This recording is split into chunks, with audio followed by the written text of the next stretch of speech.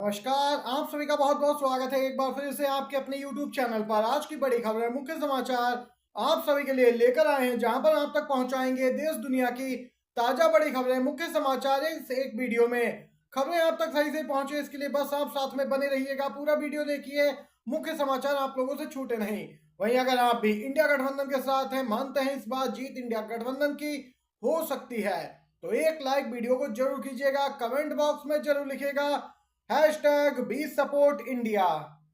यहाँ 4 चरणों का मतदान संपन्न हुआ और जैसे ही एक के बाद एक चरण हो रहे हैं पूर्ण, बीजेपी के हौसले पस्त होते जा रहे हैं। अब बीजेपी के सहयोगी भी उसका साथ छोड़ना शुरू कर चुके हैं। इसी क्रम में पहले राजा भैया ने यहाँ पे ऐलान किया था बीजेपी का सपोर्ट कर सकते हैं, लेकिन ठीक पहले यहाँ पे प्रतापगढ़ से अपडेट आ गई। राजा भैया ने भाजपा को बड़ा झटका दे दिया है, किसी भी पार्टी का समर्थन नहीं करेंगे, ये कहना है राजा भैया का।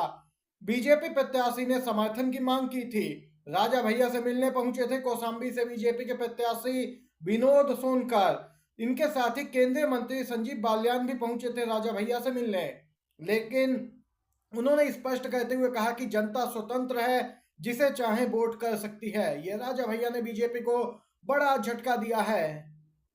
से बड़ी खबर आ रही है, जी हाँ, कुल मिलाकर यहाँ पे जो खबर आई है उसके अनुसार 41 उम्मीदवारों ने अपना पर्चा भरा है।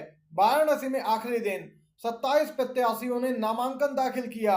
अब यहाँ पे कुल उम्मीदवारों की संख्या प्रधानमंत्री को मिलाकर 41 है। एक बीजेपी उम्मीदवार, एक कांग्रेस का, एक बीएसपी का, 5 उम्मीदवार छोटी पार्टियों के हैं और बाकी सभी उम्मीदवार यहाँ पर निर्दलीय हैं, जो सीधे तौर पर प्रधानमंत्री को टक्कर देने के लिए मैदान में उतरे हैं। कुल मिलाकर यहाँ पे 40 उम्मीदवार प्रधानमंत्री को टक्कर देते नजर आएंगे वाराणसी में। इस समय की एक ताजा ब्रेकिंग न्यूज, लोकसभा चुनाव को देखते हुए कांग्रेस अध्यक्ष मल्लिकार्जुन खड़गे और सपा प्रमुख अखिलेश यादव ने एक संयुक्त प्रेस वार्ता की है। जी हाँ, उस प्रेस वार्ता में दोनों ने जोर देकर कहा कि 4 जून को नरेंद्र मोदी की विदाई होने जा रही है। यहाँ तक कहा गया कि बीजेपी डराकर वोट हासिल करना चाहती है जनता को, लेकिन जनता अब गुमराह नहीं होने वाली।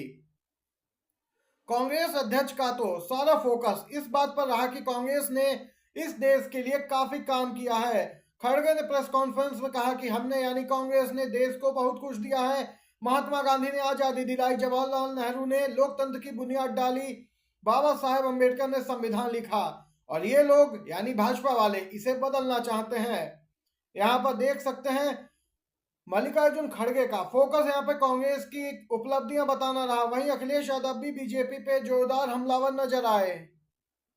अखिलेश यादव ने यहाँ पे जोरदार तरीके से पेपर लीक के मुद्दे को उठाने का काम किया। उनकी तरफ से दो टूक कहा गया कि बीजेपी राज में बच्चे परेशान हैं, उनके माता पिता परेशान हैं, समय से पहले पेपर लीक हो रहे, नौकरियां नहीं है। इसके ऊपर अखिलेश ने बहुजन समाज पार्टी पर भी बड़ा हमला करने का काम किया। उनकी तरफ से कहा गया कि संविधान बचाने के लिए देश की जनता को अपना वोट खराब नहीं करना चाहिए। स्पष्ट है, स्पष्ट इशारा किया अखिलेश यादव ने। बीजेपी की बी टीम है बीएसपी, इसीलिए बीएसपी को अपना वोट देकर यहाँ पर जो उनके वोटर्स हैं वो अपना वोट खराब ना करें, इंडिया गठबंधन के पक्ष में वोट करें, जिससे कि संविधान की रक्षा हो सके और उन्हें मूलभूत सुविधाएं उपलब्ध कराई जा सकें। अमेठी और रायबरेली की कमान खुद प्रियंका गांधी ने संभाल रखी है। 2 पूर्व मुख्यमंत्री, एक डिप्टी सीएम को लगाया गया है अमेठी और रायबरेली की जिम्मेदारी दी गई। सचिन पायलट मौजूद हैं रायबरेली में। पीएम मोदी जनता का आदर नहीं करते, फिजूल की बातें करते हैं, बीजेपी पर प्रियंका गांधी बरसी हैं। जी हाँ, कांग्रेस महासचिव ने यहाँ पर प्रधानमंत्री मोदी पे आरोप लगाया कि वह जनता का आदर नहीं करते, बस फिजूल की बातें करते घूमते हैं। कांग्रेस महासचिव अमेठी से पार्टी उम्मीदवार किशोरी लाल शर्मा के समर्थन में आयोजित एक चुनावी सभा को संबोधित कर रही थी। साथ ही प्रियंका गांधी ने अपने भाई राहुल से प्रधानमंत्री की तुलना करते हुए कहा कि उन्होंने यानी मोदी ने कभी आपका दुख दर्द नहीं सुना, कष्ट नहीं सुना, लेकिन आपने जिसे हराया यानी राहुल गांधी को, वह कश्मीर से लेकर कन्याकुमारी तक देशवासियों की समस्या सुनने के लिए 4000 किलोमीटर पैदल चले। यह विचारधारा और राजनीतिक सभ्यता का फर्क है। यहाँ पे प्रियंका गांधी बीजेपी पे लगातार हमलावर हैं। एक दिन में यहाँ पे 18 सभाएं तक कर रही हैं। दिन रात यहाँ पर कांग्रेस की टीम लगी है जो प्रियंका गांधी की मदद कर रही है। प्रियंका गांधी यहाँ पे ब्लॉक वाइज यहाँ पर चुनाव प्रचार कर रही हैं। हाँ, लगातार एक के बाद एक जो चरण यहाँ पे पूर्ण हो रहे हैं, 4 चरणों का मतदान पूर्ण हुआ है, इसकी हर ताजा रिपोर्ट प्रधानमंत्री की मेज तक पहुंच रही है और बीजेपी का शीर्ष नेतृत्व तो भी जान चुका है इस बार बाजी उसके हाथ से निकल गई। अब बात करते हैं हरियाणा में। अपने खिलाफ माहौल से बीजेपी खासी परेशान है। आंतरिक रिपोर्ट में रोहतक, सिरसा सबसे मुश्किल सीटें नजर आ रही हैं। बाकी सीटों पर भी जीत आसान नहीं। हरियाणा में बीजेपी के खिलाफ माहौल है जिसने उसे परेशान करके रख दिया है।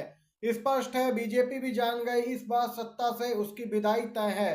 पार्टी की आंतरिक रिपोर्ट आई, इस बात को मान लिया गया कि हरियाणा में हालात उसके यहाँ पे मन मुताबिक नहीं है।